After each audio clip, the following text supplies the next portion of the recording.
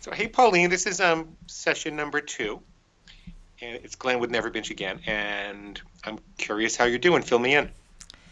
Um, well, I have surprised myself. I've been really good. I think there was the first 7 days or so. It was really quite easy, because I just sort of said I just banned. I kind of tried to get all the sugar and stuff out of the house, and but I can easily go to the shop or go over to my factory and get candy. But there was one day, I think it was about 3 or 4 days ago, and I was under a lot of stress. I had forgotten to put in the VAT report. Oh gosh! Oh, And it was that night. It was 10 o'clock, and it has to be in by 9 o'clock. And it was 10 o'clock, and I was looking through some emails for something else, and oh my god! When I looked at the date, and I was like, and I was in a panic, and all the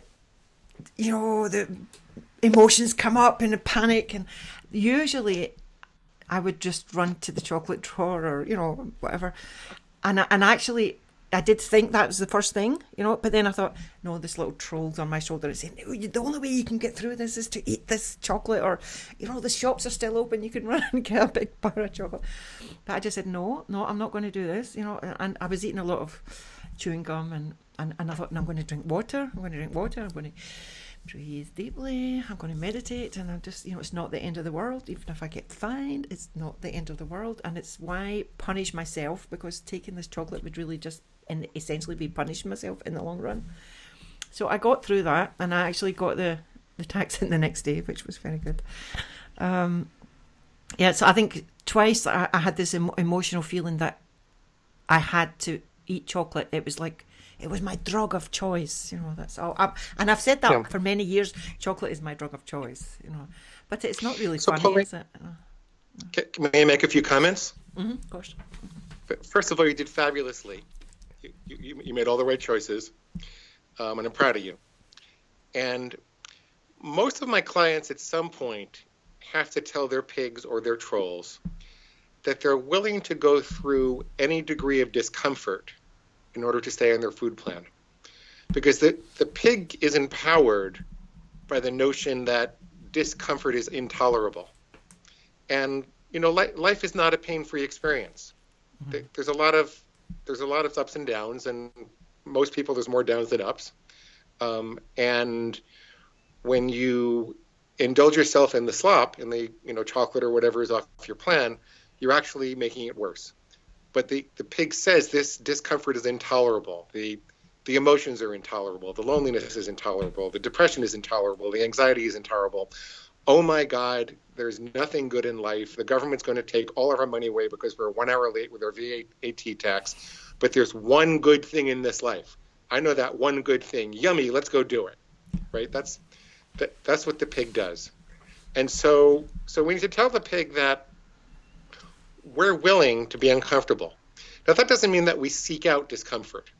It's good to analyze these situations and say, well, how could I be more comfortable? What could I do to treat myself nicer? So for a lot of people, that means maybe if they know they're going to have a stressful day, they plan some extra healthy food. They eat a little bit of extra calories that day beforehand, before they get in the stressful situation, so that they're not really hungry. They're not their pig can't tell them that they're starving or anything like that.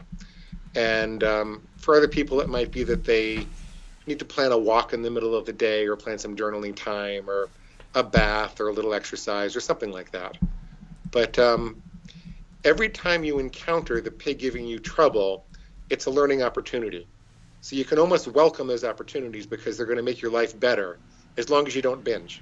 And that's what happens. That's what happens when you get control of this thing, and you draw your lines in the sand, and you stop binging. Your life just keeps getting better and better, because everything now, instead of that situation turning into having to recover from having all the chocolate, now that situation turns into a learning opportunity, and life just gets better. Yeah. So that's what I had to say. You made really good choices. There was one thing that was bothering me. A couple of nights this week, I've had to work quite late, and it's been like 1 o'clock in the morning or 2 o'clock before I got to bed. And around about midnight, I was beginning to feel hungry, and I had like toast. And I was thinking to myself, if I had been asleep, I wouldn't have eaten that. And did I really need it, or was it just habit or something like this? You know what I mean? And I was having this little conversation with myself and the troll, and I maybe it was the troll that convinced me, like, no, you really were hungry, so you needed this. But actually, I know from experience that if you eat after a certain period time at night, then it's worse for your metabolism kind of shutting down. So how can I overcome that? How can I overcome midnight snacking, as we shall call it, because it was about midnight? Well, okay. So let's provide a little bit of context. We make these rules, and by the way, you didn't do anything wrong because toast was not off of your plan, right? Yeah, but I mean, it's still, it's maybe eating something that I didn't really need to eat. Do you know what I mean? Yeah, yeah. So we can institute another rule that would prevent you from eating, after 10 p.m. or whenever you want to do it, or however you want to phrase it. So that's one thing that we can do. And there's a difference between rules and guidelines. Okay. Guidelines are things, we all kind of know about what healthy eating is. We eat when we're hungry, and we stop when we're full, and we try not to eat too late, and we wash our hands before dinner and that kind of thing. Those are mostly guidelines because they can't really be observed by outside people. You can't make them objective. But if you say, I'm never going to eat after 10 o'clock at night again in any given calendar day, that becomes a rule that you could follow. So that's one thing, is we can make it a rule. The other thing is to understand that disruptions to your routine cause your body to want you to take in more fuel. So when you're traveling, when you have to shift your sleep patterns, when you're dealing with new people at different hours than you would normally deal with them, your body, it's like a psychological and physical reaction that says, well, I need some more fuel to deal with this because I'm not going to get the sleep that I need. I'm not going to get whatever it is that I'm accustomed to. Now, if you have a rule, then you don't do that no matter what, and you just notice the discomfort and you work through it. But then what you also want to do is figure out, how do I take care of myself in that routine? And so if you know you're going to be staying up late, then what can you do beforehand to make that more comfortable for you? Maybe you brew a whole pot of nice tea beforehand, or maybe there's some lavender oil to calm you down when you have the cravings, or maybe you have a yoga tape, one of those 20-minute yoga tapes. I'm kind of a fan of those on YouTube. You plan that you're gonna do that when you need a break, and you compensate by taking extra good care of your body, so that your body doesn't say, well, you need food for fuel because you had all these other things. Yeah. So it all requires a little planning. And if we get stuck in the moment without planning, then it requires a willingness to be uncomfortable. Yeah. But I prefer you plan more so you don't have those discomforts. Yeah. I want to tell you one of my, what's the word I could say? Achievements. I don't know if it was an achievement, but it was something that I was really excited about. One of my rules was I was only allowed 1 scoop of ice cream per month. Yes. So I had planned, I think I told you I had planned that trip with my girlfriend, and we were going to go for ice cream, but something happened and it didn't work out. And she said, no problem, we'll go another time. So it was coming near the end of the month. I think it was the last day of the month. And I phoned her up and I said, we have to go for ice cream because I'm getting this 1 bowl of ice cream. So we made a special journey just for that, And because I was only allowed 1 scoop, normally I get 2. And I also have chocolate and then something else. And then it was, I really had to think about it a lot, And she's saying to me, you're going to go for chocolate, you're going to go for chocolate, you're going to go. And I went, no, I think I'm not going to go for chocolate. I'm going to, try it, There's so many, there was like 30 flavours or something, So I ended up with a raspberry ice cream or like a sorbet or something like that. And I normally I'm just like, and it's gone, But this time I savoured every lick. Oh, wonderful. Wonderful. I don't think it's taken me that long to eat an ice cream in my life. Pauline, that's terrific. There's 2 things worth noting there. The first one is that the pleasure drive is very malleable. And so even though we think that you can't live without chocolate, you can't live without chocolate ice cream, when suddenly there's no chocolate ice cream available, don't you know that raspberry ice cream tastes pretty good, right? And when you think through these decisions beforehand, this is the second thing I wanted to mention, you are much more likely to enjoy the things that are on your food plan with mindful presence. And so it's a nicer life. It's a nicer way of being because the guilt isn't there. You know that you're following your rules, and so you can be present. When you feel that you're doing something that you really shouldn't be doing, there's this part of you that cuts yourself off from the present. This is why people say that they went unconscious or something like that, even though they didn't go unconscious. But there's this part of you that cuts off from the present, and you don't really enjoy the experience because you feel like you shouldn't be doing it. But when you've made the effort to very carefully define what you should and shouldn't be doing, then there's no reason for you not to be 100% present and enjoy it. Does it make sense? It does, yeah. Yeah, I think often myself and maybe many other people, we focus on the negative. What we focus on what we're not getting. Do you know what I mean? The negative side of it, like, oh, I can't. I'm not allowed to eat this. I'm not allowed to eat that. Instead of focusing on what I am allowed to eat. Yeah, and so we change that language just a little bit, and we say the pig is focused on what it can't have, but we're focused on what we can have. Okay. The troll. I'm sorry. Yes. I'm writing this on. I'm writing it down. You know. Yeah. Good. Yes. Good. The troll says that it's going to be hell on earth. There's no point in living without chocolate. It's going to be so miserable. You're going to be so deprived. But look at what you were depriving yourself of without knowing it. That mindful experience of eating the raspberry ice cream. And that's just the beginning. There's all sorts of things you're going to experience that you didn't know about. Well, actually, wait, and I'll tell you this. I was quite lucky in a sense, but I've got this dichotomy. Maybe it's the troll coming up. But I have some house guests from Italy, and they're vegetarians. But whether they're pescatarians, I think they eat fish and vegetarian. So I was accommodating them and eating less meat, and so that was okay. But then I got another visitor from Australia a few days ago. Well, she'd been here a week now, and she is a vegan. Oh my goodness. I don't know how they can survive. But she's been cooking some meals. And yesterday she made this thing. It was a sweet potato pie with chickpeas and carrots and onions. And I just took one look at it and I thought, oh my God, how can they eat that? And that's a meal. Do you know what I mean? Honestly, I'm just telling the truth here, Yeah. And I just took a little bit, and they were tucking into it, And then I tasted it and I thought, it's not too bad. And then I had a bit more and actually I felt satisfied. It was really quite filling, even though I didn't eat that much. I think if there had been meat, like meat and potatoes and whatever, I would have had much, much more on my plate. But because I was a bit apprehensive about it, I'd put little. And then I wasn't hungry later on. And she asked me, how was that meal? And I said, it was nice. I said, it wouldn't have been my choice, but because you made it, then I ate it. And it was a sort of education for me. I said, but there was something in me that I felt there was something missing. And they said, yeah, there was the meat missing.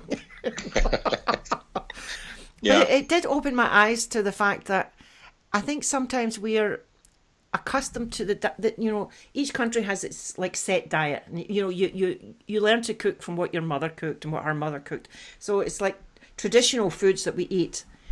And we forget that there's a whole gamut of food out there that we never come across. So it's quite interesting to have these vegetarians in my house and cooking things that I would never, ever have imagined to eat in my life. Am I going to see you at a vegan rally soon?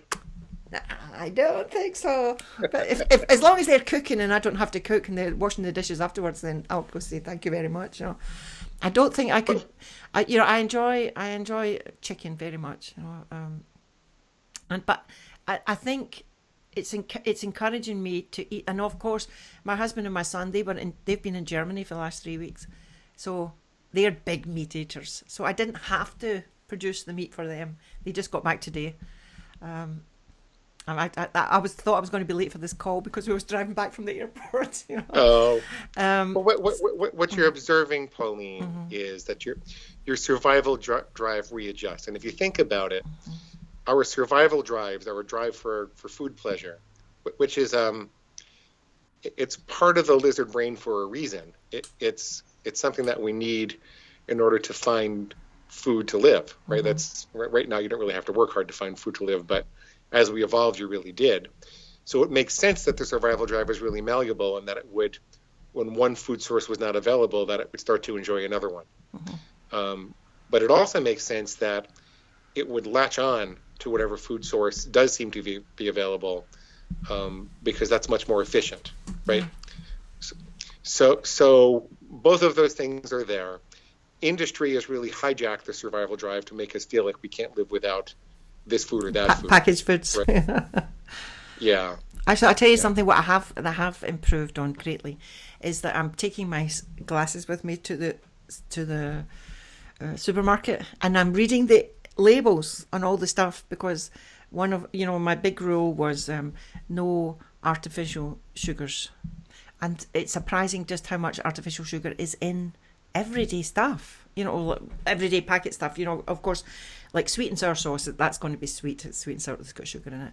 But regular things like some instant teas or something like that, there's sugar in it.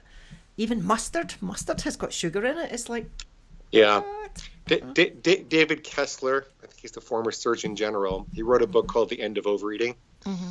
And what he really exposed there was that taste in the packaged food industry is driven by sugar, fat, and salt. Mm-hmm. So they put sugar, fat, and salt into everything. And when you start reading labels and realize what you're putting into your body, it's pretty amazing. So good for you that you're taking the classes with you. And but by the way, it's perfectly fine if some people want to enjoy some industrial foods. Mm-hmm. It's perfectly fine if it's not giving you trouble. But I want you all to have compassion for yourselves if it is giving you trouble, because it's designed to give you trouble. Mm-hmm. It's billions of dollars that are put into making sure that you feel like you can't live without it. Pauline, can I switch gears a little bit with you? Of course, yes. You're the boss. I want to know how you're feeling physically. I feel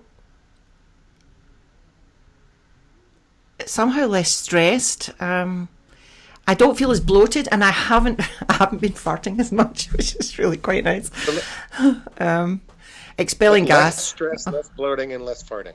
Yes, that's the polite way to say it, bloating, isn't it? And actually, I have lost 2 kilograms. Nice. Quite amazing. But I had my string out and measured my belly before we went on the call, and I haven't lost any girth.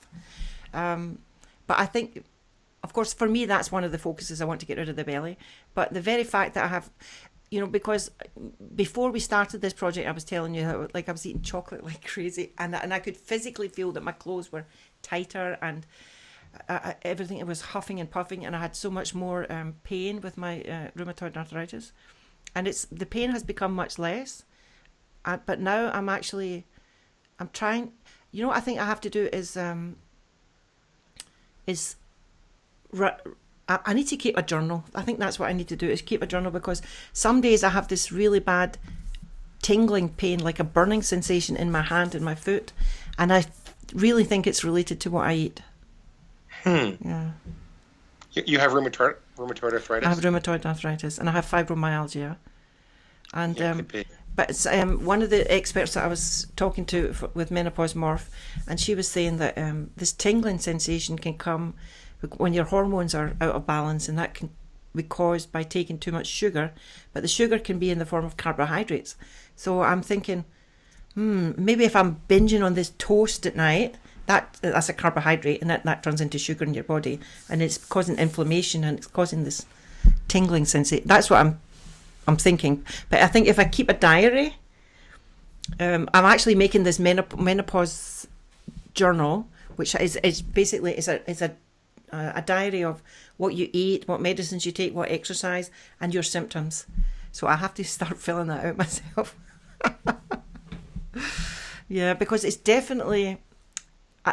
You sometimes you see a pattern. If you eat something, and you get bloated. Then and if you don't eat that, you don't get bloated. And then a week later, you eat that same thing, you get bloated. Then it's obvious for you, isn't it? But I think sometimes we're so busy with life, we don't really realise that it's connected, or we like for me, sometimes I'm just so busy, I know something is causing that problem, but I'm not doing anything about it. I'm just still keep eating it. It's really kind of crazy, isn't it? Yeah. So what do you want to do? What do you want to do about that? There's this quote, and it says the definition of craziness or something like that is doing the same thing and all the time but expecting a different outcome. So I think I'm that crazy person. So I think instead of doing the same thing all the time, I have to change things.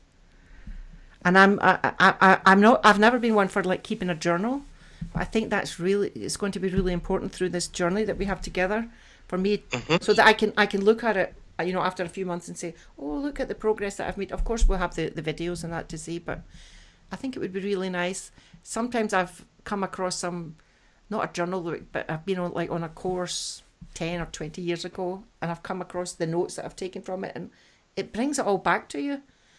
You think at the time you're always going to remember this thing because it's so vivid in your imagination, but it's very easy to forget things. Yeah, David Allen says that your mind is a great place for having ideas, but not a great place for holding ideas. Yes. I mean, when I was driving to the airport today, for some reason, I started to remember this hospital that I used to work in Scotland many, many years ago, and I was remembering the staff, and I couldn't remember. I could remember their faces, but I couldn't remember some of their names. And that kind of blew my mind. Pauline, what would you like to do? Would you like to make a rule about this? Make it part of your food plan? Oh, yes, definitely. That I have to journal. How would you word it? Want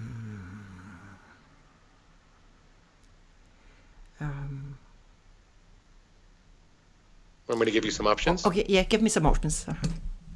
Okay. I will never go to bed on any given calendar day without having written one full page of my experience with food for that day. Well, that's quite a good one, isn't it? It's a little aggressive. Do you have any other options? Make it a half a page. Okay, yeah.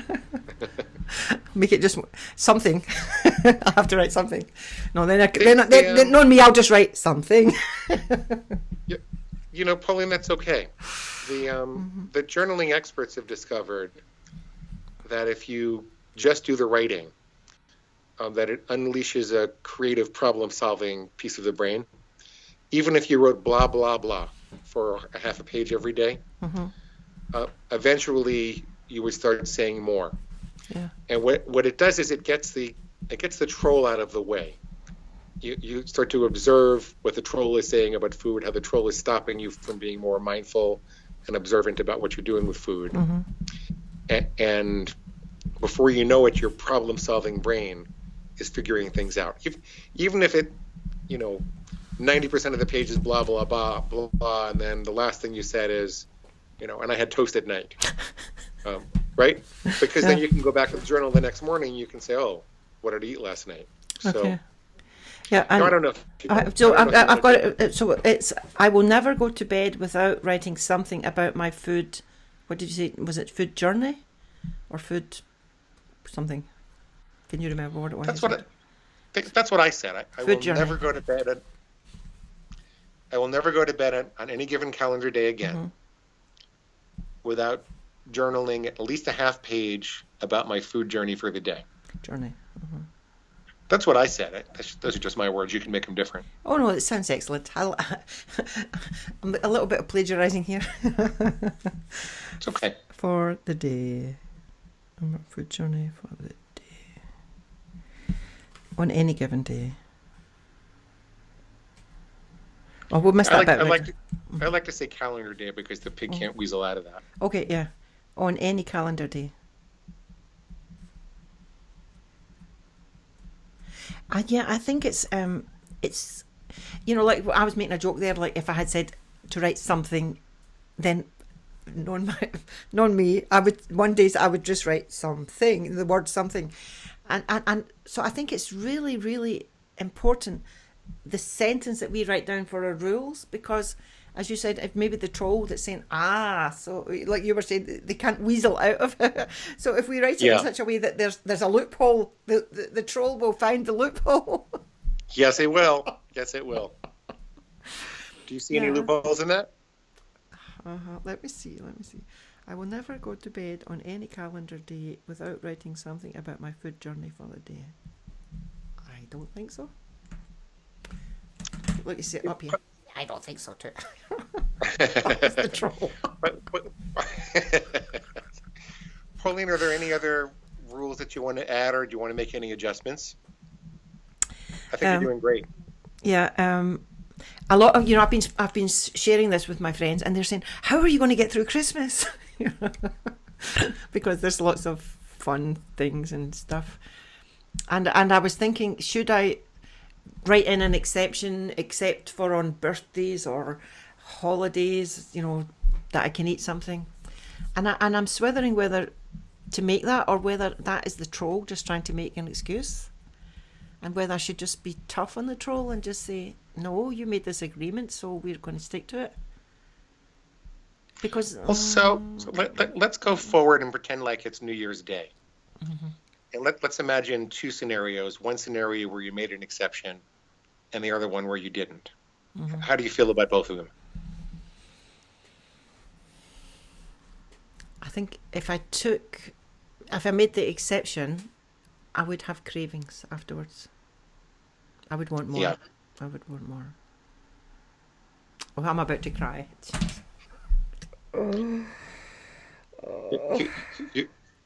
Your pig is crying. Pigs have feelings. Pig said that the pig is crying. It's telling you that this is unbelievably sad. It's unbelievably sad. Yeah. Oh my God. It's really embarrassing. I don't know. I mean, it was like, it must be the troll, because it was like a death somehow. It's like, I don't know.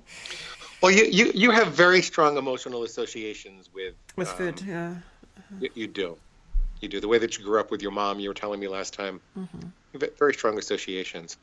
Yeah. You can have those memories, and you can have that connection to your mother without having to have the food. You can find some other food that reminds you of your mom that you feel healthier about. Oof. Yeah. She's probably a really nice lady. Yeah. She's in the spirit world now. My thing is not plugged in. It's about to die. There we go. That would have been terrible if we'd run out of electricity. I think, I never imagined that food would be so emotional, because I think the last time we spoke, I got quite emotional at one point as well.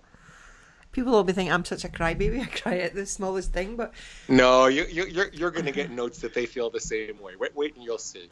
Yeah. You're going to get all this outpouring of love from your audience. I guarantee it. I guarantee. Yeah, I was talking with one of my sisters about this, and she says, "Oh, you're so brave to like open us up to the world." And I said, I think I really have to, because I'm the type of person that. But the more I thought about it, was maybe it's not I'm the type of person, but my troll is the type of person that always makes excuses. It lasts for, I've been really good for 21 days at the most, and then something happens and it goes out the window, and the reality comes back, and I start eating all the crap again. So do you want to make an exception or no? No, I don't. I don't think you do. No, the troll wants to. Definitely. The troll said, "I want my Christmas! Give me my Christmas!" And I'm saying, bugger off. I'm saying, next Christmas, I want to have my sexy Christmas dress. Yeah. Oh no, even before Christmas. Yes. Uh-huh. There you go. And who knows what else you're going to discover in the meantime. Mm-hmm. I went out with a friend the other day, and I got a dress. And she says, "Oh, you have to," and it was really nice. It was just nice. It was just nice, and it was quite cheap and everything. And she said, you have to get this dress. And I said, but it's too small. She says, yeah, but it's a challenge dress, the one that you have to get into. And I'm like, I have a whole wardrobe full of dresses like that, And she says, yeah, but I haven't seen those dresses. And she says, let's just do this between you and I, that this is the dress that you're going to get into, So I actually have to take a photograph. I can actually get into it, but, it's a stretchy one. So you see all my beautiful curves. my curves that are in the wrong places. Well, they'll be in the right places soon. Yes. You're well on your way. Oh my goodness! So people can relate to, if you go to the website or whatever it is. I'm going to put these. You'll see all these photographs of me in the beginning in my swimming suit. Good for you. But Pauline, so if I understand correctly, the only adjustment you want to make this week is to journal so that you can observe yourself, and maybe we'll figure out what changes to make for weight loss next time. Yeah, well, and also I think no eating after 10 p.m. No eating after 10 p.m. Yeah. I will never eat after 10 p.m. on any given calendar day again. I'm thinking that we have to make an exception in that, was because if I'm traveling,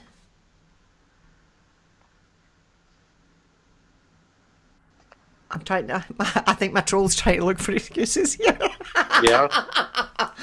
But I'm thinking, like, sometimes, if you're traveling and you get jet lag and then you're up, maybe you're up till 4 a.m. and then you get to sleep and you're working late and whatever. Maybe I'm just talking blah, blah, blah and trying to find an excuse here, haven't I? Yes. Well, when you're traveling, it's especially important to try to stay with your routines. Okay. Yeah. We can reconsider that if you want to later on. Okay, shall I say, what can we put it as 11 o'clock then? Do you want to? Yeah. 11 o'clock I can handle. 10 o'clock is because sometimes things get a bit crazy and I actually forget to cook and it's maybe 9 o'clock before I start. So 10 o'clock could be pushing it, I see. Mm-hmm. Okay. And so does that just mean you can't eat between 11 and midnight or no, I would say between 11 and 6 a.m. Okay. 11 p.m. and 6 a.m. Mm-hmm. So I will never consume calories between 11 p.m. and 6 a.m. again. Mm-hmm. Does that sound right? Well, I won't say consume because sometimes I like a cup of tea in the middle of the night if I get up and having a hot flash, or if I'm busy thinking, I'll get up at 2 a.m, take the dog out for a walk and have a cup of tea. So I don't know if there's any calories in a cup of tea, but we'll just say food. How about that? Okay. Sure. Because I don't want to limit myself so much that I feel constricted so much that I want to escape and say, I'm going to say the F words and fluffy and run away. Sounds good. Got a little safety valve with your tea. That sounds good. Actually, the other, I'm very British. Scottish is in Britain, in case people don't know, and we have black tea with milk in it. For the rest of the world, it's like, you put milk in your tea. It's like, what? But for me, I used to do that. Yeah. I used to do that. So it's just what you're raised with, So the other day, I used to put 6 sugars in it also. I can't do that anymore. Oh. So, of course, I've got these vegans and vegetarians living with me, and for some reason, one of them had milk, so it couldn't have been the vegan. It must have been one of the vegetarians, which is really weird because I've never seen them use milk for anything, and I had just this milk for my tea. And so the whole day yesterday and this morning, I had no milk for my tea, and so I had my tea without the milk. And actually, I thought, this is not horrible. I've always thought that tea without milk would be too bitter or something. But now, even the milk that I buy is lactose-free milk. I always have lactose-free milk. And I was thinking, so what's the point in putting the milk in if, the taste isn't all that much different? And then I realised that mostly the milk is put in just to cool it down. So then I just thought, okay, I'll just leave it for a few minutes and then drink it. Sure. So I think you put a little cool water in it if you want to. Yeah. So I'm not going to say that I'm never going to have milk in my tea because, I enjoy it, but I think I'll try more and more to think more about what I'm eating and why I'm eating it. If it's just tradition, or do you know the story about the lady that she cooked a leg of lamb, and every time she cooked a leg of lamb, she would saw it in half and put it in the oven and cook it like that. And it took her a long time to saw this in half. And she did this, for a while. And they were newly married, and her husband said to her, why do you cut the leg of lamb in half? And she went, I don't know, my mother always did it like that, so I copied my mother. So he said, well, ask your mother why she did it. So she phones her mother, and the mother says, I don't know, my mother always did it, so that's the way I always cooked it, cut the leg of lamb in half. Right. So she said, I'm going to ask your grandmother. So she phones the grandmother, and the grandmother said, oh, I had to do that because the oven was so small the leg of lamb couldn't fit in. Oh, no. Do you know what I mean? So it's like, how many things do we copy just because our parents did it, and not for any reason that we actually need to do it now? So I think a lot of our food habits are like that. That's why they say that who was the philosopher that said the unexamined life is not worth living? Exactly. Which is an extreme statement of that, but that's really funny. So Pauline, you've got your rules. Do you have any questions or concerns?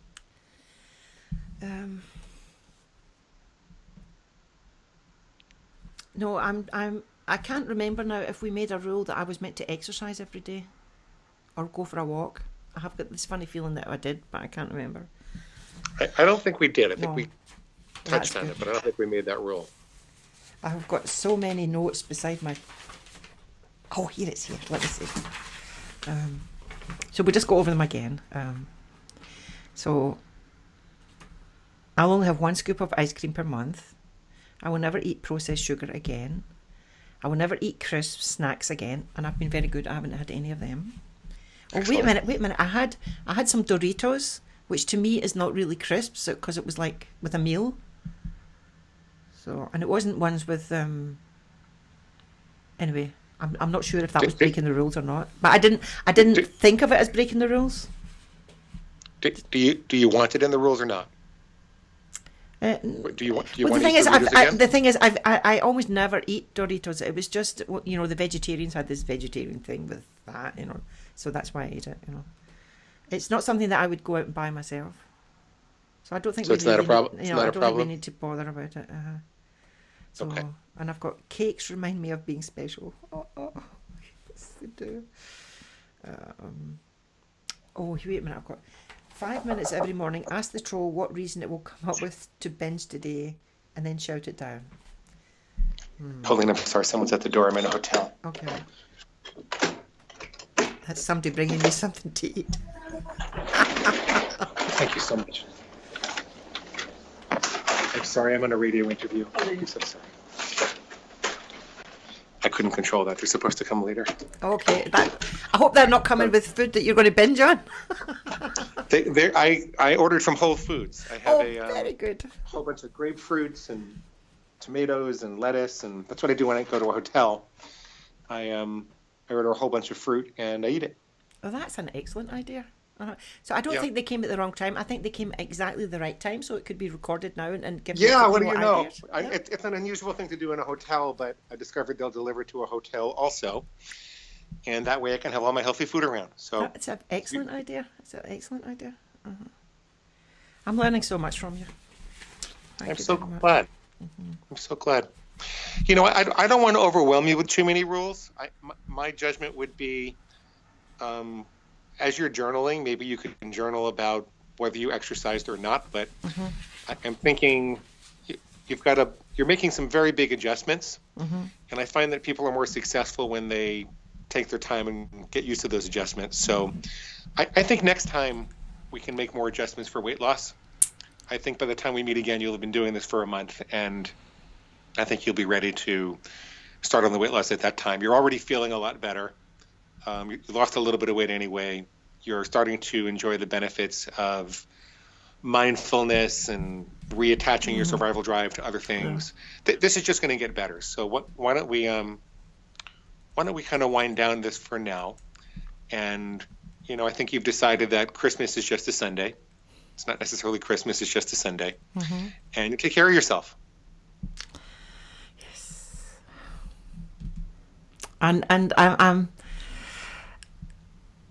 I'm really excited about it, and because I'm spreading it out into the world, it's like I can't hide. There's nowhere to hide. Even somebody gave me, I'll tell you this, this is really something I'm very proud of. Somebody gave me the other day 2 bars of chocolate. It's like 100% cacao or something like this, and one was with nuts and one was mint. And it's for my sons. You know, they said, "Oh, this is something for your son. Just give it to your son." I've had it in my handbag now for 2 days, and I haven't eaten it. Yeah. And I've looked at it a couple of times, and it's spoken to me, and it said, "You know, we're here if we need you." And I've said, "No, that's you're talking to the troll. You're not talking to me." Yeah, that's troll food. That's fake slop. Actually, he just came back from Germany now, so I'm going to, when I go down the stairs, I'm going to give it to him. Pauline, I told you about the woman that owns a bakery, right? Tell me again, in case I've forgotten. Well, she owns a bakery and she makes all this delicious stuff all the time, but she doesn't eat any of it because she says, "That is not my food."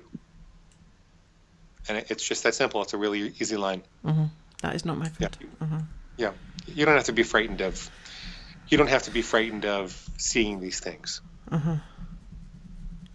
What I'm worried about is that, you know, when I'm not stressed, then it's not a problem. But when I am stressed, it could be a problem. Well, it has been a problem in the past, but from now on, with your excellent guidance, it's not going to be. Well, what type of stress could cause you to break your rule? You said you were never going to have processed sugar again, for example. What type of stress would cause you to have processed sugar?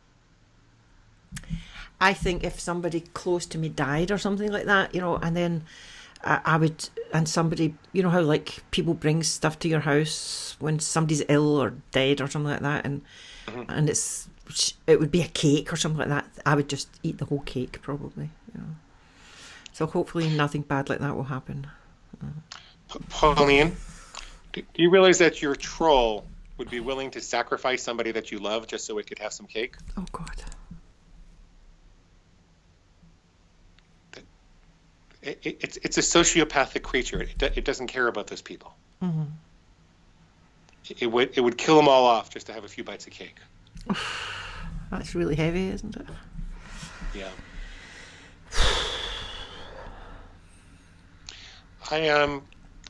I knew a woman who had breast cancer. She got a really bad diagnosis of breast cancer while she was following some rules. And she stayed on her plan the whole time. She was pregnant also. She had breast cancer and she was pregnant. Mm-hmm. She's fine. She turned out really well. Right. But you know, we're perfectly capable of deciding what we want to follow. Mm-hmm. We're perfectly capable of making our line in the sand. And it doesn't matter what happens. There could be a nuclear bomb on its way from North Korea, that nut over there. And, you know, and the pig would say, well, this is their last chance. Why not? Why not? Why not? And we could say, well, because we decided that we were never going to do this again. Mm-hmm. And so we're going to go till our dying breath that we're never going to do this again. Yeah. Never means never means never. Mm-hmm. We can do that. We have that power. Can I ask you a question about the troll? I mean, ultimately we want to dominate it, right? And will it always be there and we always have to dominate it, or will it eventually just shrivel up and disappear? The answer is both.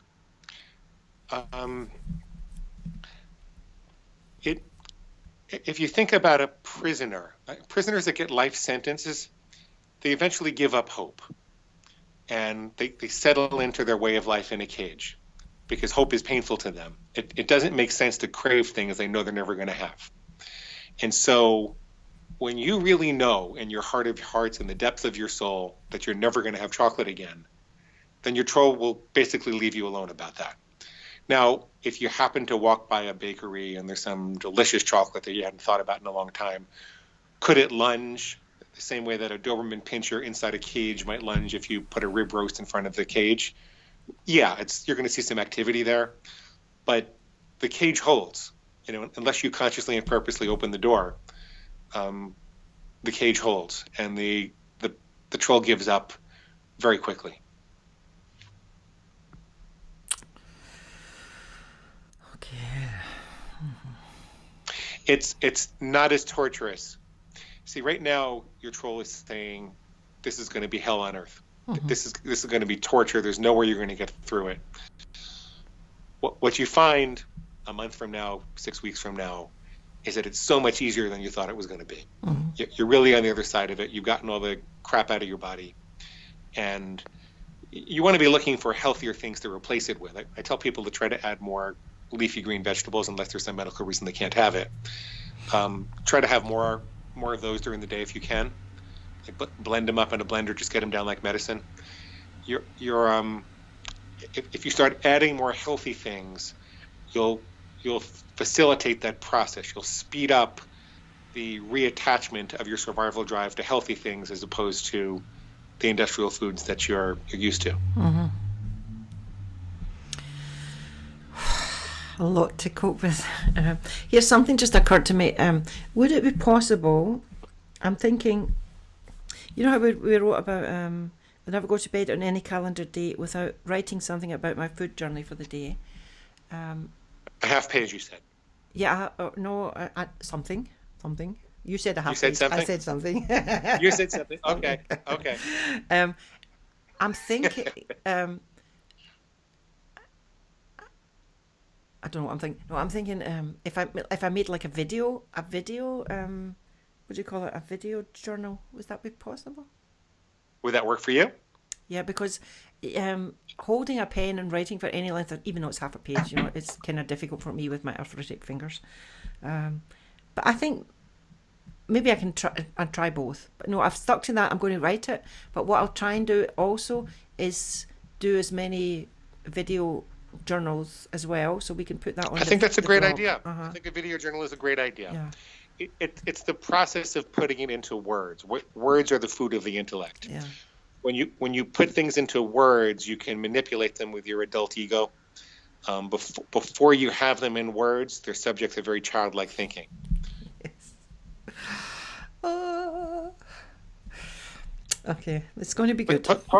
Pauline, all of these really intense feelings about how emotional this is going to be, how upsetting it's going to be, how painful it's going to be. Those are all the troll. Mm-hmm. Those are all the troll. You just keep on translating that. Keep on identifying that. This is going to be fabulous. This is going to be amazing for you. You're going to have a life that you couldn't possibly imagine. Mm-hmm. This is going to be amazing. That little experience with raspberry ice cream, that was just the beginning. You're going to wear that sexy dress next year. You're going to be a happy girl. Yes. And my husband's going to be happy too. Your husband will be very happy. Yeah, and tell him you're going to wear it next year. Yeah. I have to. If you're never going to binge again, then it's a foregone conclusion, isn't it? Yeah. You might as well tell him. Mm-hmm. Yeah, because we started this actually when he was already in Germany, so he hasn't really been keeping up with this. It's going to, it's exciting, but it's a bit scary as well, isn't it? Scary for whom? Yeah, that's the point, isn't it? I think the troll is going, no. Pauline, make it suffer. Make the troll suffer. The troll has certainly made you suffer for a long time. This is true. Uh-huh. The troll would be willing to kill your husband just to have a piece of cake. Oh my God. Mm-hmm. No, that's not. Let it suffer. Uh-huh. Yeah. But poor thing. It's going to be anxious. It's going to be upset. It's going to be angry. It's going to be nervous. Poor thing. Mm-hmm. You go live your life. See, we're aggressively. This is an aggressive game. Mm-hmm. This is not a love yourself thing game. This is a game of dominance. This is a game of asserting yourself as the one in control. Mm-hmm. And separating aggressively from the destructive thoughts that used to rule you. Yeah. It's a good feeling to feel in control. It's a great feeling to be in control. Yes. You're the master of your own fate. You can design your own life. Yeah. You don't have to be constantly worried about when a binge is going to be your undoing. Mm-hmm. Amen to that.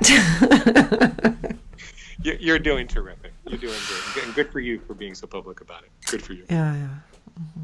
So we'll meet again in a couple of weeks' time. Yeah. Why don't we email back and forth and we'll work that out? probably we should try to do it before the holidays. Uh-huh. Just a little before the holidays. Uh-huh. Okay, that's great. So shall we say goodbye then? Yes, we should. Goodbye, cruel Okay. world. Have a fabulous couple of weeks. I know you're going to do great. Okay, you too. Okay, take care. Thank you, dear. Bye-bye. Bye-bye.